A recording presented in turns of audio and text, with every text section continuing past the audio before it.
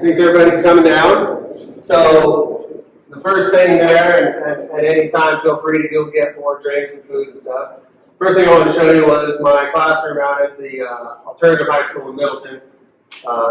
It's deemed the library because we are one hallway of 8 teachers. So those books, that makes up a library in my classroom that were from another space. But there's just multiple years of accumulations of Poe gifts from students, family, theatrical performances, like up on the wall. There was a play called The Telltale Farce done here at the Stagecoach Theater. And it was all about a stand-in for Poe because he was drunk and couldn't do his work. So that's a comedy piece on that. And then, so that's there throughout the years. It's part of my design, just in the room there. Been a Poe fan for a long, long time. Brother Barry Newell has a blog that he's had for close to 10 years called The Traveling Templar. And you need to check this out. I mean, there is so much information on there of all different types of places. And he's got archives, so you can go back throughout the 10 years and just pull up different types of things. And I was fortunate enough that when I wrote this, what I wrote in 2016, that he published it for me.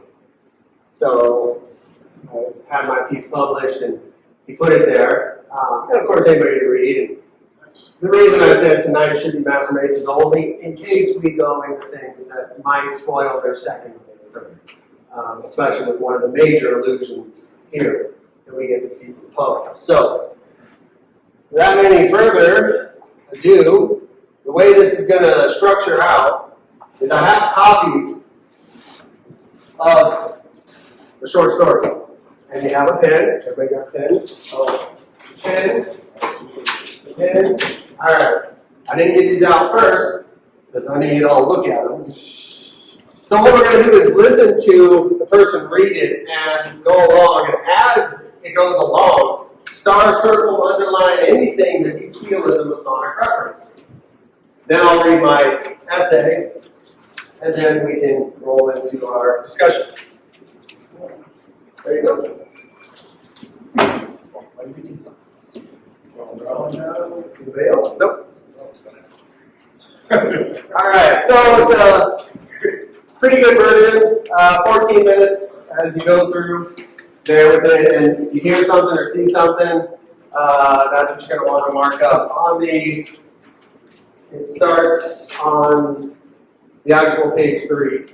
The editor's notes are on the other side for the copyright for putting it out. So, here we go. The Cask of Amontillado by Edgar Allan Poe.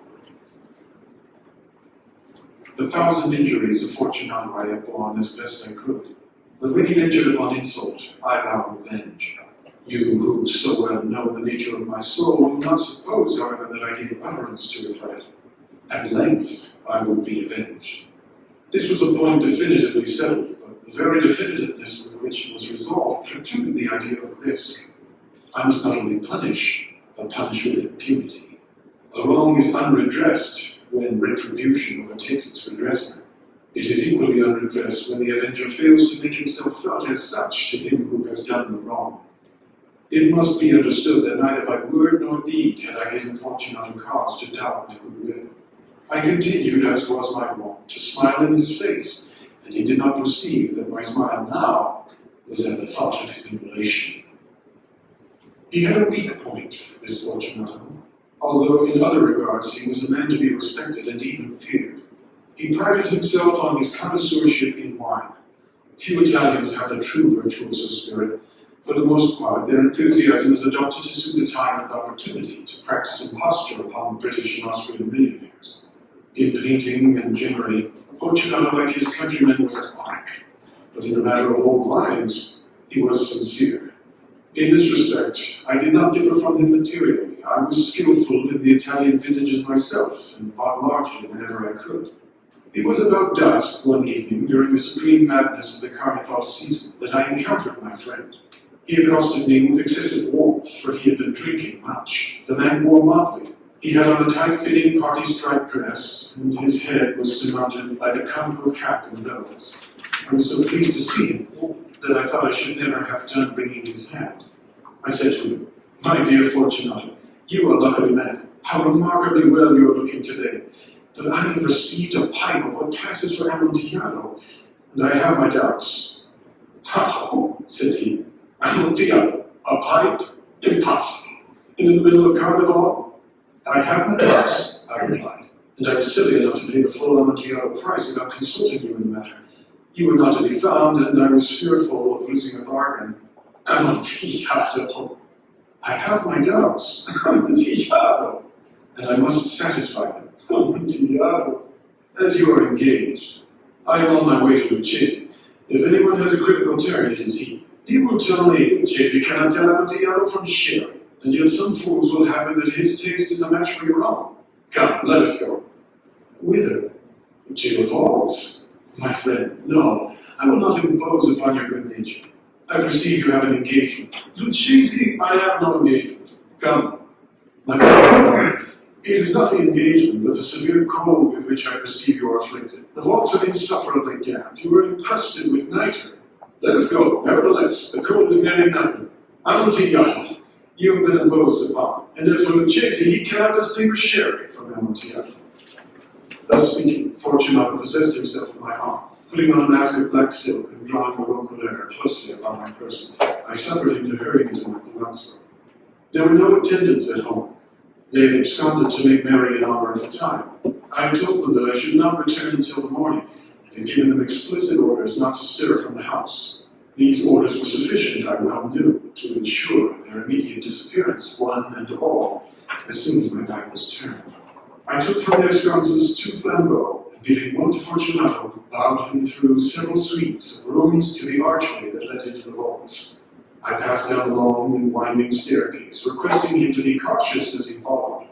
We came at length to the foot of the descent, and stood together on the damp ground of the catacombs of the Montresors. The gait of my friend was unsteady, and the bells upon his cap jingled as he strode. "The pipe," said he. "It is farther on," said I, "but observe the white webwork which gleams from these cavern walls." He turned toward me and looked into my eyes with 2 filmy orbs that distilled the rheum of intoxication. "Nitre?" he asked at length. "Nitre," I replied. "How long have you had that cough?"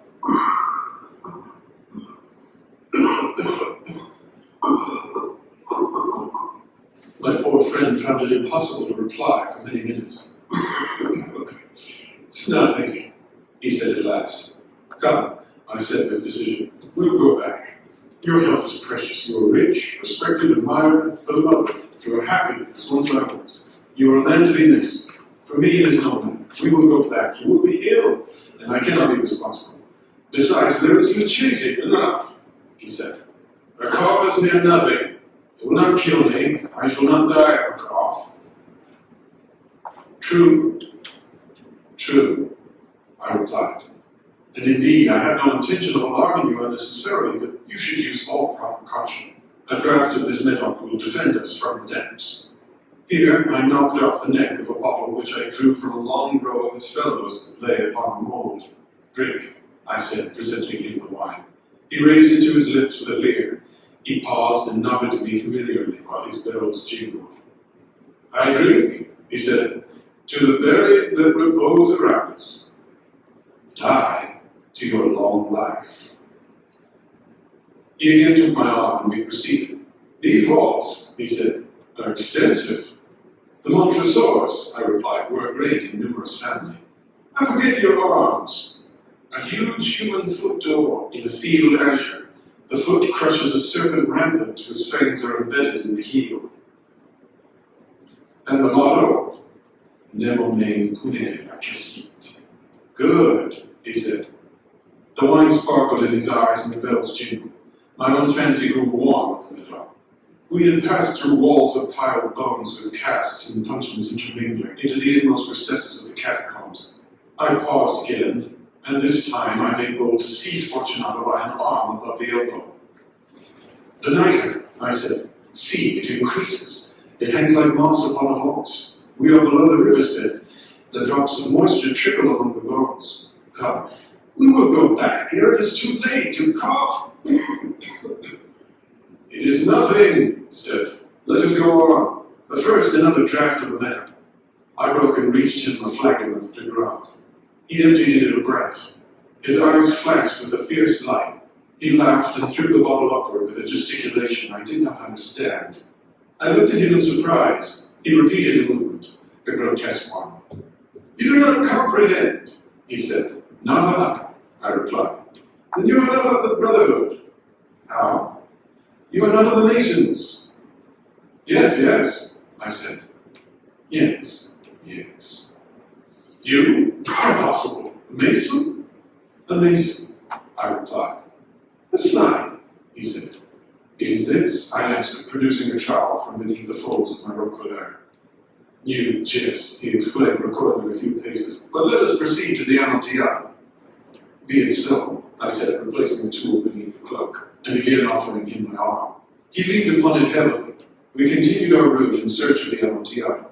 We passed through a range of low arches, descended, passed on, and descending again, arrived at a deep crypt, in which the foulness of the air caused our flambeau rather to glow than flame. At the most remote end of the crypt there appeared another, less spacious. Its walls had been lined with human remains, piled to the vaults overhead in the fashion of the great catacombs of Paris. 3 sides of this interior crypt were still ornamented in this manner. From the fourth, the bones had been thrown down and laid promiscuously upon the earth, forming at one point a mound of some size. Within the wall, thus exposed by the displacing of the bones, we perceived a still interior recess, in depth about 4 feet, in width 3, in height 6 or 7. It seemed to have been constructed for no special use within itself, but formed merely the interval between 2 of the colossal supports of the roof of the catacombs, and was backed by one of their circumscribing walls of solid granite. It was in vain that Fortunato, lifting his dull torch, endeavored to pry into the depth of the recess. Its termination, the feeble light, did not enable us to see. Proceed, I said. Herein is the Amontillado. As for Lucchesi, he is an ignoramus, interrupted my friend as he stepped unsteadily forward, while I followed immediately at his heels. In an instant he had reached the extremity of the niche, and finding his progress arrested by the rock, stood stupidly bewildered. A moment more, and I had fettered him to the granite. In its surface were 2 iron staples, distant from each other about 2 feet horizontally. From one of these depended a short chain, from the other a padlock. Throwing the links about his waist, it was but the work of a few seconds to secure it. He was too much astounded to resist. Withdrawing the key, I stepped back from the recess. Pass your hand, I said, over the wall. You cannot help feeling the nitre. Indeed, it is very damp. Once more let me implore you to return, no? Then I must positively leave you. But I must first render you all the little attentions in my power. The Amontillado! Ejaculated my friend, not yet recovered from his astonishment. True, I replied. The Amontillado. As I said these words, I busied myself among the pile of bones of which I have before spoken. Throwing them aside, I soon uncovered a quantity of building stone and mortar. With these materials and with the aid of my trowel, I began vigorously to wall up the entrance of the niche. I had scarcely laid the first tier of the masonry when I discovered that the intoxication of Fortunato had in great measure worn off. The earliest indication I had of this was a low moaning cry from the depth of the recess. It was not the cry of a drunken man. There was then a long and obstinate silence. I laid the second tier, and the third, and the fourth. And then I heard the furious vibrations of the chain. The noise lasted for several minutes, during which, that I might hearken to it with the more satisfaction, I ceased my labors and sat down upon the bones. When at last the clanking subsided, I resumed the trowel and finished without interruption the 5th, the 6th, and the 7th tier. The wall was now nearly upon a level with my breast. I again paused, and, holding the flambeau over the masonwork, threw a few feeble rays upon the figure within. A succession of loud and shrill screams, bursting suddenly from the throat of the chained form, seemed to thrust me violently back. For a brief moment I hesitated. I trembled. Unsheathing my rapier, I began to grope with it about the recess, but the thought of an instant reassured me. I placed my hand upon the solid fabric of the catacombs and felt satisfied. I reapproached the wall. I replied to the yells of him who clamored. I re-echoed, I aided, I surpassed them in volume and in strength. I did this, and the clamorer grew still. It was now midnight, and my task was drawing to a close. I had completed the 8th, the 9th, and the 10th tier. I had finished a portion of the last and the 11th. There remained but a single stone to be fitted and plastered in. I struggled with its weight. I placed it partially in its destined position. But now there came from out the niche a low laugh that erected the hairs upon my head. It was succeeded by a sad voice, which I had difficulty in recognizing as that of the noble Fortunato. The voice said, "Oh, a very good joke indeed. An excellent jest. We will have many a rich laugh about it at the palazzo. Over our wine." "The Amontillado," I said. "Yes, the Amontillado.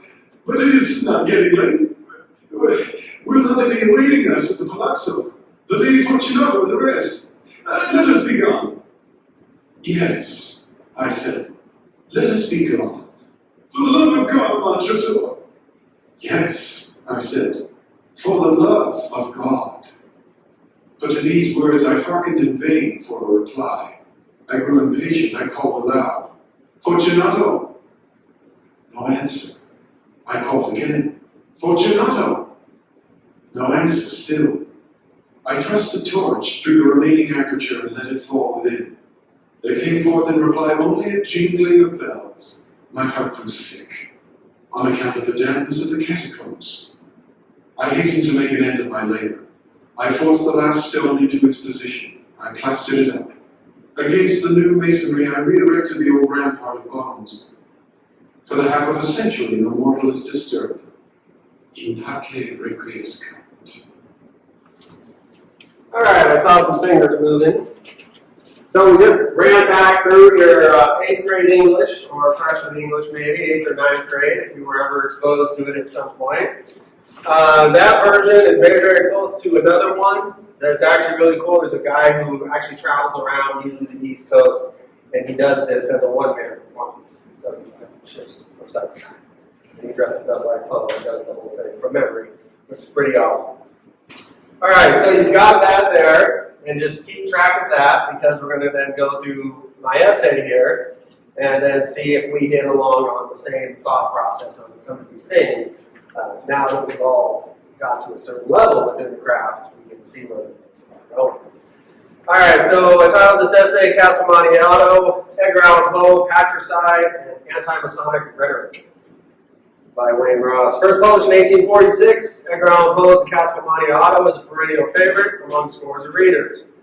Poe's works of horror have influenced writers for more than 150 years and continue to thrill those who read him for the very first time.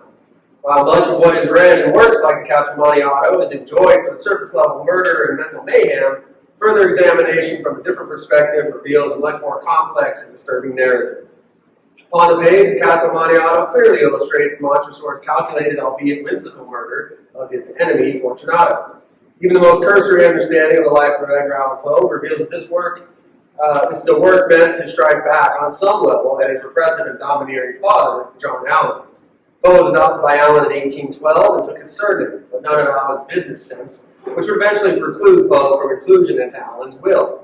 While strained relationships are nothing new between fathers and sons, another contributing factor in the split between the pair was Allan's state as a prominent businessman, as well as being an unfaithful husband to a frequently ill wife. John Allan most certainly conducted his business and home life in a manner more offensive than the artistic and independent Poe could stomach. Near the end of John Allan's life, their relationship was so strained that Allan would send no money or any other form of assistance to Poe, no matter how tenuous the situation might be. It is clearly due to events like these that Poe cast his now dead father in the role of Fortunato, the affluent and arrogant Freemason. Much has been made to support the idea of patricide, notably Poe's use of the motto of Scotland, Nemo me impune legistat, as Montresor's family motto. Translated, this means no one attacks me with impunity, a slap at Allan's Scottish heritage as well as what Poe may well have seen as years of abuse from Allan.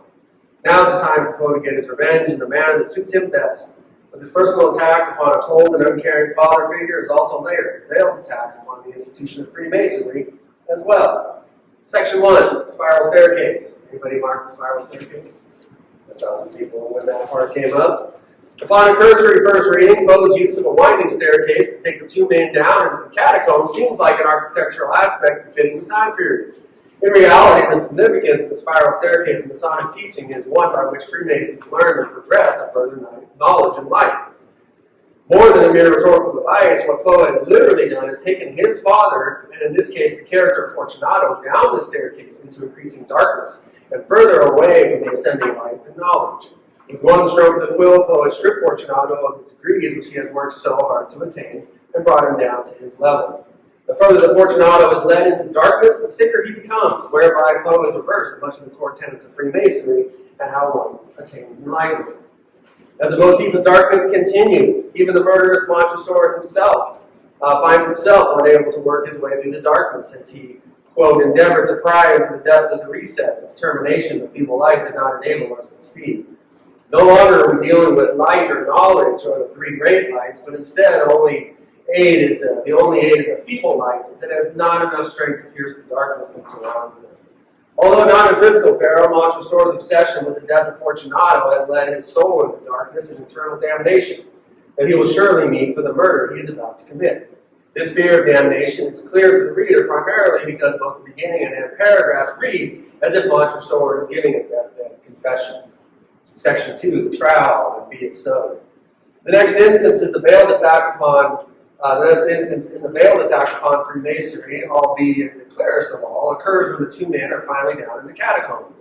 And Fortunato surprises Montresor with a sign of fidelity and brotherhood. He laughed and threw the bottle upwards with a gesticulation I did not understand. I looked at him in surprise. He repeated the movement of grotesque one. You do not comprehend, he said. Not I replied. Then you are not of the Brotherhood. How? You are not of the Masons. Yes, I said. Yes. You, impossible, a Mason? A Mason, I replied. A sign, he said. A sign?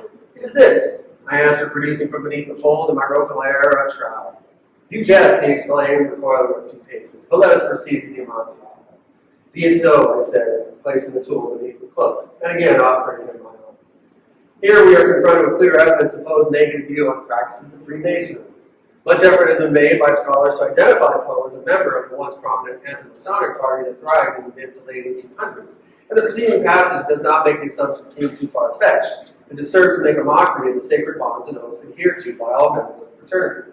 First, Montresor states that the movement was a grotesque one, which holds the dual meaning of both being ugly as well as the original Italian, wherein the term that's a piece of art that can be found in a grotto. The image of a grotto, as well as a small cave, is the impression that this move that Fortunato was doing was not natural. It was distorted and in need of being hidden in a small cave or grotto. This move, being a supposed mode of recognition among the fraternity, is shown here as more of a floundering fall of a drunken fool than a serious means of determining if Fortunato is speaking with another Mason. Next, Montresor is revealing that he has been hiding a trowel that speaks to his understanding of Masonic fraternity, even though he is not a member. When Fortunato asked him for a sign, Montresor had to know that the trowel was a significant symbol in Masonic teaching, one that once given could assure that a brother he was speaking with another of his kind, or who would not have produced it from beneath his cloak. The drunken Fortunato sees it merely as a joke and does not wonder further as to why this man is carrying around the trowel.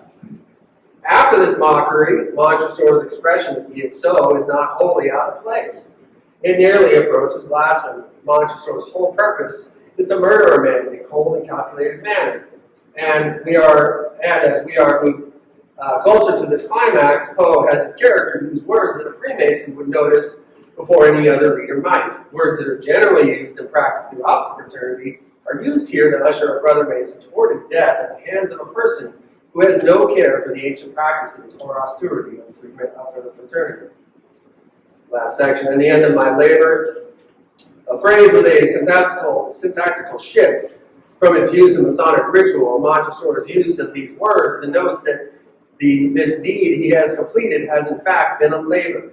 This was something that he had planned and set up from the beginning and definitely did not go to in haste. There is much calculation in this act, from dismissing his servants to getting Fortunato down into the catacombs, hiding a pile of bricks, and having the actual working tools with him that someone of his stature would not normally have on his person. Once again, Poe borrows terminology from the Masonic lexicon as a means for the desolation of the principles of the craft. In Masonic ritual, it is only the worshipful master who can make the pronouncements about work coming to an end or a lodge preparing to close. Yet here, Poe has invested his murderer with the prominence of the highest officer in the Masonic lodge. This elevation of Montresor illustrates Poe's disdain for the craft and the investing of a crazed killer with a stature equal to the worshipful master of the lodge provides deeper proof of Poe's feeling about the society that he clearly did not fully understand. Against the new Masonry. As the story concludes, Poe once again seems to take a deliberate strike at Freemasonry, but his clever wordplay artfully hides what should be seen as a much more profound definition of the new Masonry. The assertion can be made that the double meaning here illuminates that Poe has destroyed his enemy Fortunato with the very teachings that he, as a Freemason, would hold inviolate. Not only has he destroyed Fortunato, but by turning the teachings of the craft against itself, Poe has destroyed Freemasonry and placed it with his own form, one of treachery and murder concealed by the remnants of the dead. This new Masonry that Poe has created serves to tear down the walls of secrecy that separates people and forces reconciliations for past deeds. Whether deserved or not, Fortunato is set to pay for his trespasses in a manner that becomes a warning for others that might act as he did, that might belong to a secret society, or that might be deserving of any special stature or standing in either public or private life. In the Cask of Amontillado, Edgar Allan Poe weaves a tale of murder and deceit made all the more potent with his direct reference to and desolation of multiple aspects of Masonic teaching. With these facts, while these facts might be up for dispute, it is clear that Poe knew enough about the teachings of Freemasonry that he was able to seamlessly weave concepts and images throughout his narrative that would catch the eye of all members of the fraternity and make each one think twice before they find themselves sharing an equal portion in the fortune of Fortunato. That's it. That was awesome. So, More to it than I even thought. what do we got? A lot. Way more to it.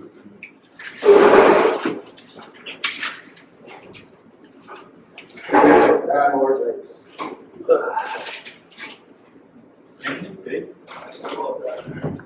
I didn't know it was his father. I thought it was somebody that he didn't like. Somebody that had turned a blind eye on him. Well, like, in the story itself, it's not even clear what he even did. He could have just insulted his name. Exactly. It doesn't even matter. So, and when you read the history of Poe, even though he took Allen's name, probably hoping to get some of the money, his stepfather was just beyond polar opposite. And John Allen was a member of the fraternity. Just, again, locked down which lodge it is exactly. Every time I look, I find different answers. So it just seemed to make those pieces of those connections. Something that I had never thought about before was we're talking about the anti-Masonic theme of peace. And when we say Masonic, we're referring to Freemasonry. But the encounter in the catacombs where he's asked for a sign, Fortunato is a Freemason. And I guess the gesture of raising the thing that's a toast, I didn't quite understand what that was supposed to mean with regards to Freemasonry, and he asks him for a sign, and he produces a trowel. Well, a trowel is also an operative tool, and he's going to use it in an operative manner within a few steps of where they're at. And he's asked if you're not, it says if you're not a Mason, well, he's mortaring up the entrance to where he's trapped his adversary in what is the basic fundamental principles of stonemasonry. So to me, it strikes a little bit of a yin and yang of operative and speculative, the two sides of each of them applying their brotherhood. I'm not saying he was a member of the guild, but he certainly practiced the art of the guild.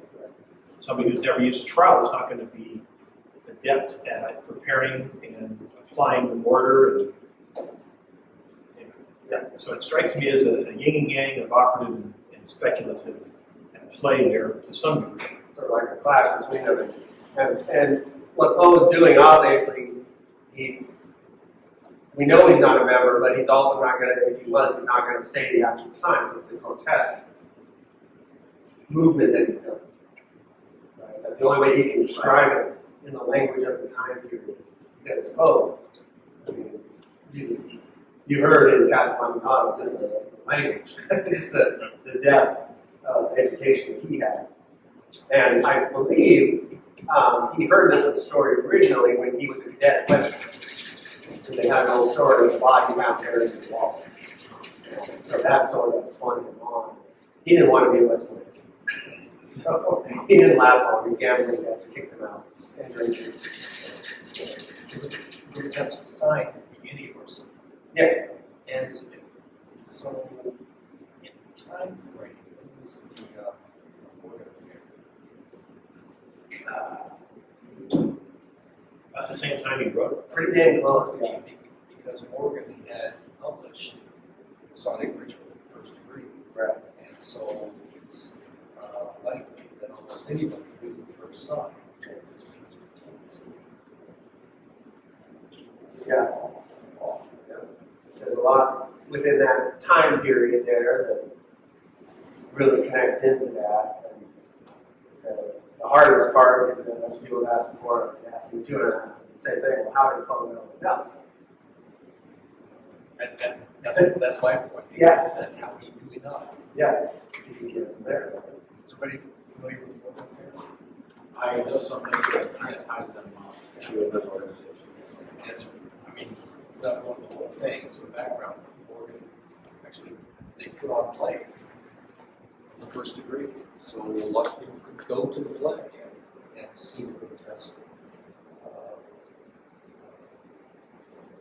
symbols of the First Degree. And it just started getting this weird. We'll make it very far from that. I mean, part of it might not be entirely intentional, but it's interesting because there is like an inversion of Masonry all through it. But I mean, reading the introduction to it, is, I guess, his sense of being slighted and having this supposed friend that's his enemy. It almost seems like perhaps how Jubileum at one point may have described his endeavor. Yeah. Actually, Yeah, I'm still recording, but we'll edit, so don't worry. If we say or do anything, the second half will get cut out. So I forgot we were recording. no. Anyway, Hey, you're an old pro at this. Come on, man. right? Come on, yeah. This is 3 times. Well, that was another illusion that I marked. Was there were 3 with the numbers came up several times. Yeah. The 3, and then Robbie, I saw you marking around when he was talking about going down the arches, Right, yeah. down into the. And I'm not York right, but it reminded me of what I've heard of York right, down in the bottom cellars where they drop for whatever degree. I marked every time you said, again, took my arm, Yeah. which is something that, you take your candidate's arm and then 2 pillars, Pillars, long winding staircase, the 2 filmy orbs. What are that? What's that? Made me think of the 2 orbs on top of Jacob and Boaz. Yeah. And it seems also like there's intentional, I think, probably maybe getting our attention. Because, I mean, like, for example, the first tier, second tier, third, fourth, we hit that, and we hit their 6, 5th, 6th, 7th. And it's like and then the labors and the trowel kind of couched in between those.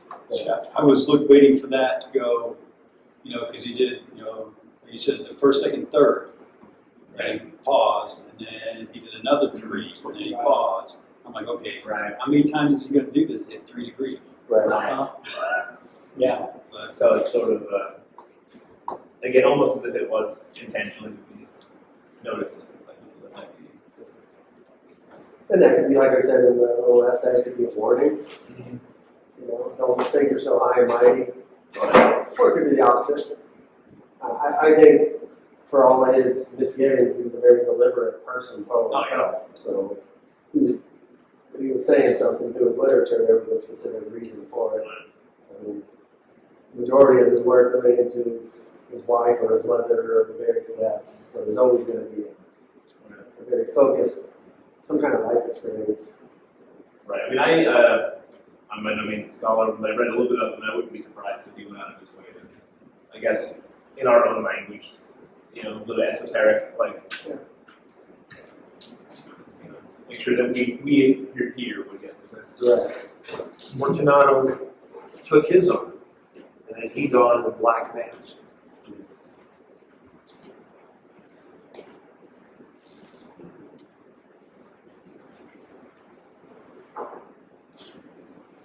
Yeah, when I first listened to it, Karen and I were sitting there, and of course, the one section there where he talks about knowing your Mason. And she's like, "That's all I really heard, huh?" Yeah. That's the obvious. Yeah. And that's what's fun about it, looking back later. You know, that you can really pull apart some of these different pieces and see the things that are there. And it's got to be for a specific reason. I love watching movies to try to pick out little bits and pieces. Yeah. You know, there's always something. Right. There's a new show on Netflix, I don't know if anybody's seen it, called Bodies. It's really cool. The premise is that there's a body that's found in 4 different time periods. The same body, the same injuries, all this kind of stuff from the 1800s to 2053.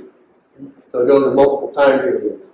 But at one point in the 1800s, the detective gets some answers by giving the handshake. It's not as bad as what they did in the new National Treasure series for the girls to get in, but it's pretty darn close. I've never seen that much tickle play between any of us when we do handshakes, but maybe we'll break out that section of it. Show that in particular. It was like, no, I think you might get slapped if you did that necessarily. But yeah, the first part of the grip, I was like, oh, okay. Watching that on TV, I was like, oh, okay, that's pretty darn close. And then when we shifted to the other part, I was like, okay. And then the detective admitted he was just guessing that he had tried enough handshakes, and they obviously worked. Then they moved on. But it's a good show. Slightly diverting from things, but not really. I got a story about Master Mason signed with shape.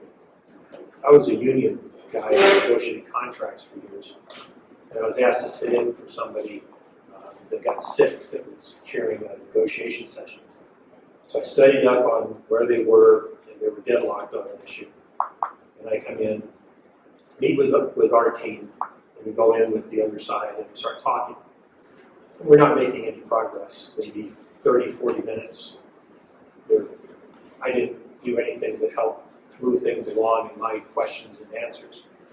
So we took a break, and somebody from the other side came up to me during the break as I was going to the bathroom, headed to the bathroom.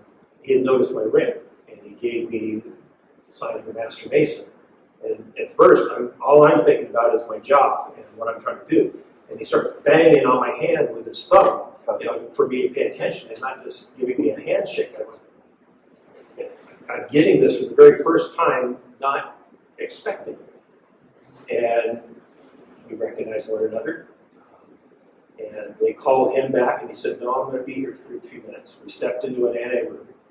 He and I talked for maybe 15 minutes. And he told me what they really needed in negotiations. And I told him what we really needed in negotiations. And we struck a bargain in 15 minutes that they couldn't have done in days of negotiating. Only because the trust that was empowered by one Master Mason recognizing another. We went back in there, and by the end of the day, we had a contract. Never happened again.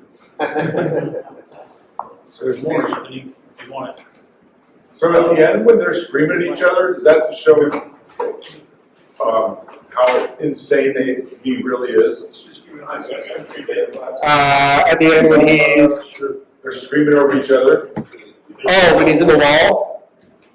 Yeah, could be. It's all total mockery too. I mean, the guy is screaming for his life on the inside and on the outside. Love of God. Yeah, he's giving it to him back as much as he's given from inside the lock up there, right?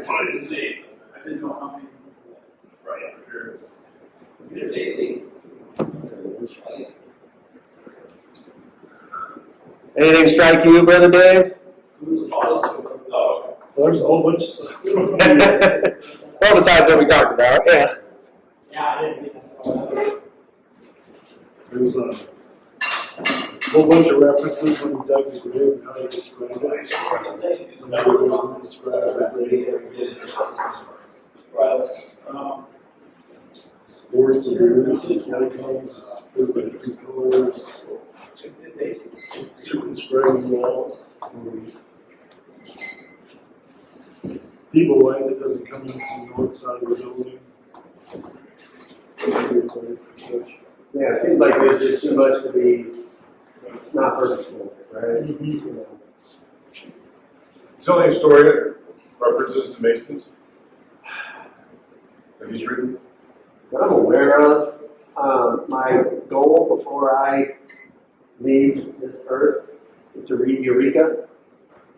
And I've tried multiple times, and I can't get through it. And basically, he's talking in the 1800s and late 1840s what Einstein is talking about in the 1980s. Yeah, his brain is like, it's phenomenal. You got a smile. Where to go, what I was thinking about it. So. Was a bar rescue. But as the rest, I haven't seen anything more deliberate than this, you know, and it makes me rethink and go back when I reread. The rest of the majors, not really. You know, Telltale Heart, Raven, Black Cat, Murders in the Rue Morgue, any of that kind of stuff. And if you're on Discord, that link I sent you all with the Netflix show, the other Netflix show, The Fall of the House of Usher, that is awesome. And the Cask of Amontillado at the end is awesome. If you get just started it. Yeah. And I love the, we're talking about the making lemonade in episode 3. That's like marketing 101.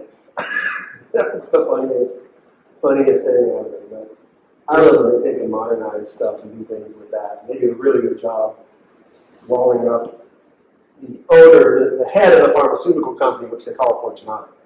So, you know, they modernize it, but they use all of the murders for all various characters in the story.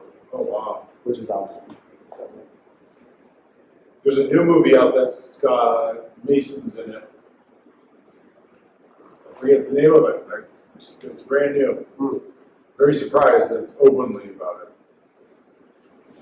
You ever seen the series Outlander? I think it's on Stars. yeah, Because when he's in prison, yeah, the only thing that gets him through it is they all become Masons. yeah.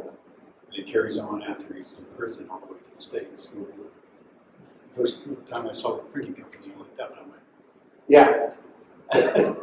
You always catch "Yes, that. the Compass and Square." Yeah, they're in Boston or Philadelphia when they're printing.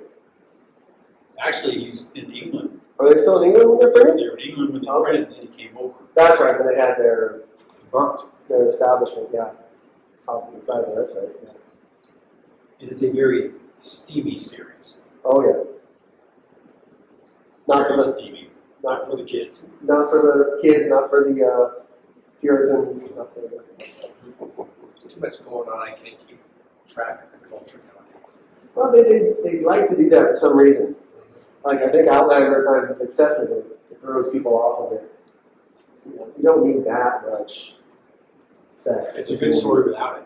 Yeah, yeah, yeah. You know. It's an interesting story. Yeah, yeah. If you never heard about it, it's about a lady in England right after World War II. And she goes to this place in Scotland. She goes back in time, therefore she's an outlander. And it actually is really good about telling history.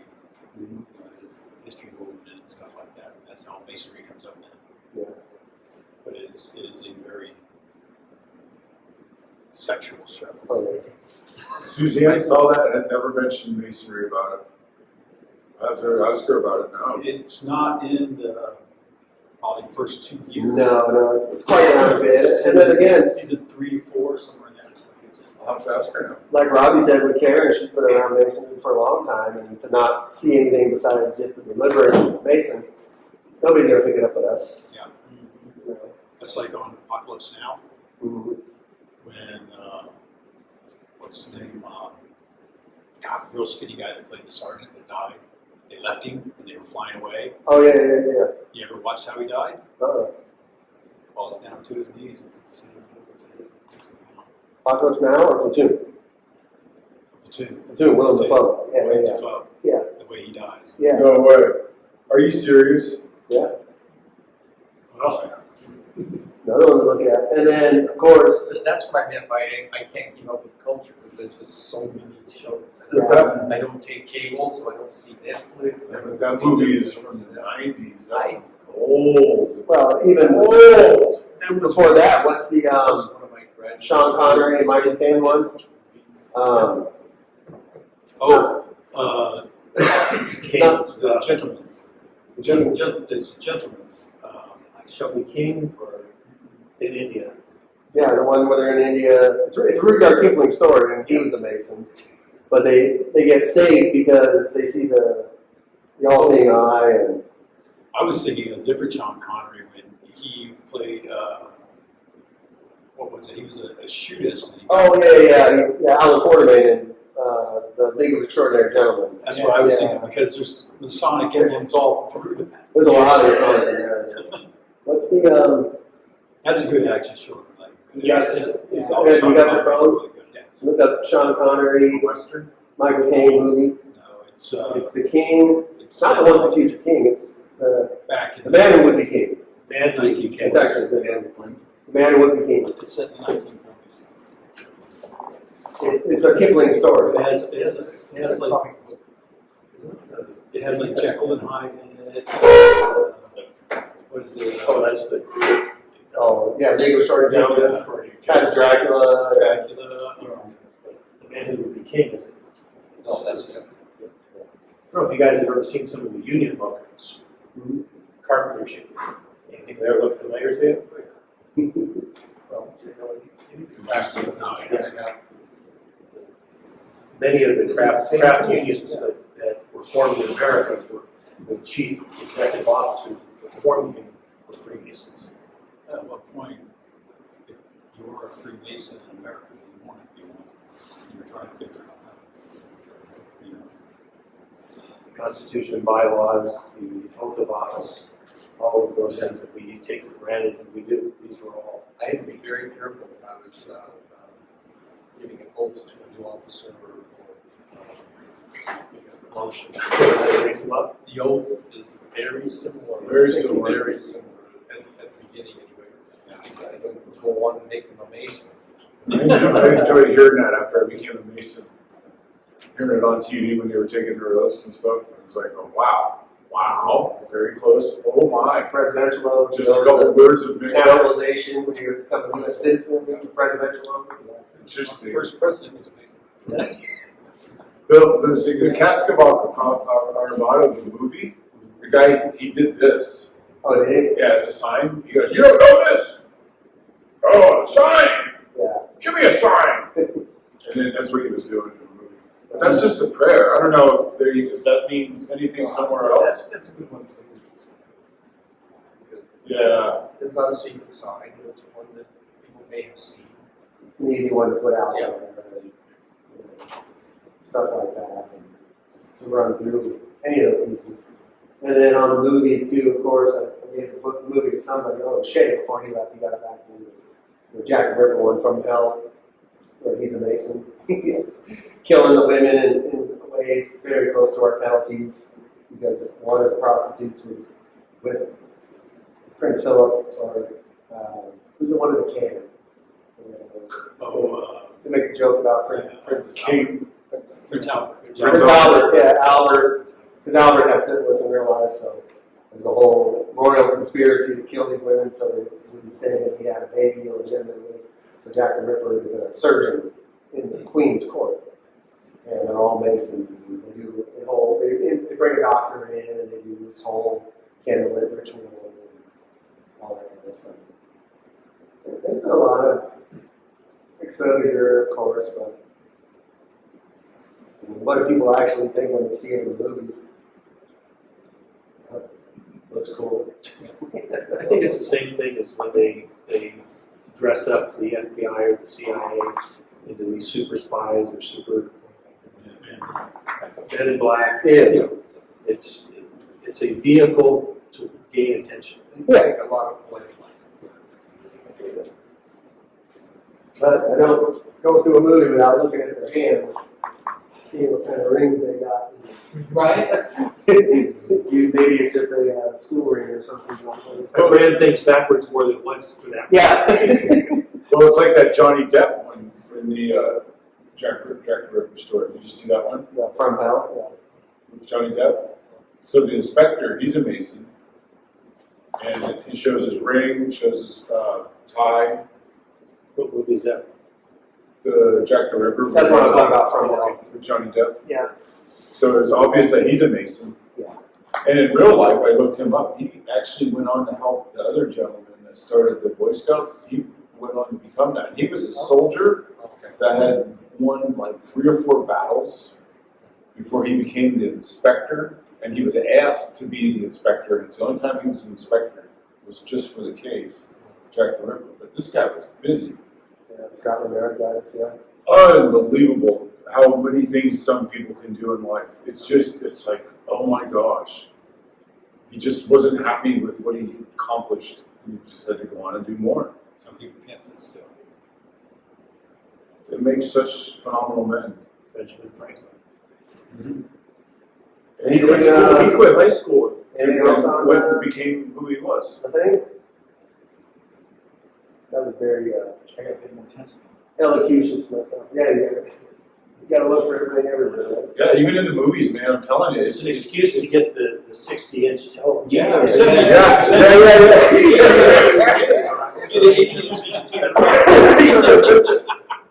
that a ring? Pause. Let's pause. Reverse it. You're like, what the? That's a ring. Don't forget, if you get a chance, check out Traveling Templar. If you go to the main page, then you'll see the archives. All right, everyone, thanks for listening to Templar on the Run. Please check us out at Twitter and Reddit at Templar on the Run. Our Instagram is at Temp on the Run. We got TikTok at Templar on the Run. And if you have any questions or anything else that you can't reach us on any of those other platforms, please send them to templarontherun@gmail.com. We thank you for listening and have a great day.